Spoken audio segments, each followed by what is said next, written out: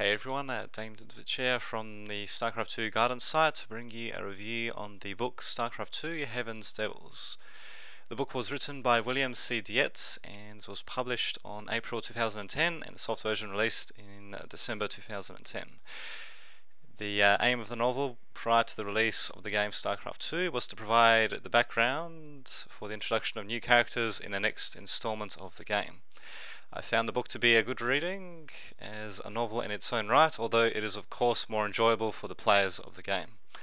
Therefore, it may be difficult for any newcomer who is unaware of this game to take in the novel in its entirety.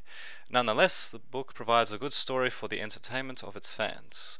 Moreover, readers can enjoy reading about the background of Jim Raynor to gain an understanding of the circumstances that's made him what he is in the present. The novel begins with Jim's childhood as he grows up in the rural backwaters, which is followed by him enlisting in the Marine Corps after his first sight of a Goliath vehicle. The book then introduces other characters such as Tychus Finlay, who meets Jim and they develop a close friendship. Several other characters are also introduced, however these are not as important and they're a bit more predictable as well. Although the novel includes some interesting and varied characters, it is very clear in making the readers understand the important characters.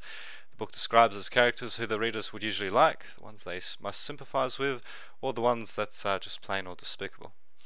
Therefore, the book is relatively easy to take in on its own and does not have too many unexpected twists and turns, although it does have a pretty good ride to say the least. One interesting factor about this novel is the amazing amount of, or the amazing number of characters and some very interesting plots in the story itself. Moreover, this book is popular with the fans of the game because of the small pieces of information provided on every page of the novel. That's many pages of the novel that pay homage to the games themselves. For example, when you read about Jim Raynor riding a vulture, you're able to identify that with one of the vultures that are visible in the game itself. I must admit, though, that the novel sometimes focuses on pleasing the fans with small bits of trivia instead of focusing on the actual story. Nonetheless, the book is still enjoyable, although at times it can get a little generic. However, you can definitely enjoy the book, and it is far better than some of the other books in the science fiction genre. Another nice feature of this novel is the fantastic artwork on the front of the book and the amazing timeline on the book's back. The front depicts several pictures of Jim Raynor and his friends and are related to the story of the book. The timeline on the rear provides the sequence of the events in Starcraft, which is an excellent way to recollect the previous events.